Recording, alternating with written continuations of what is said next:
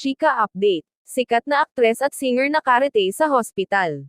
Paalala lang po, ang video na ito ay base lamang sa nakalap na impormasyon at nag-viral na rin sa iba't ibang platform, maging sa social media at Instagram. 4 na taon na ang nakalilipas nang magsimulang mag-therapy si Yeng Constantino. Para sa singer-composer ay kinailangan niya itong gawin dahil na rin sa kanyang mga pinagdaanan sa buhay.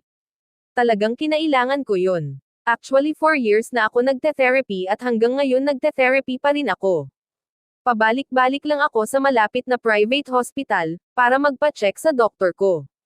Kasi katulad naming mga tao na maaga nagtrabaho, ako nag-work ako 14 years old. Medyo marami kang bagahe, marami kang bagay na tiniis.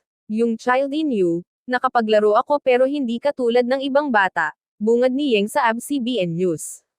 Matatanda ang Valentine's Day noong 2015 nang magpakasal ang singer-composer at Victor Asuncion. Para kay Yeng ay mas tumitindi ang kanilang pagmamahalan ng mister habang lumilipas ang panahon. Sobrang saya ko kasi maganda samahan namin niyan. Magna 9 years na kami next month and grabe lang talaga yung blessing ng relationship. Alam ko na it was a lot of work.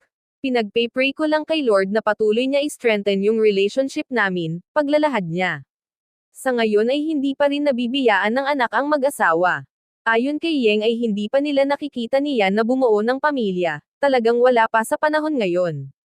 Hindi pa talaga namin nakikita na mag-baby kami, pero narinig ko nga si Ma'am Karen Davila. Before pinapayuhan na niya ako magpa-freeze daw ako ng eggs and I think I will listen to her.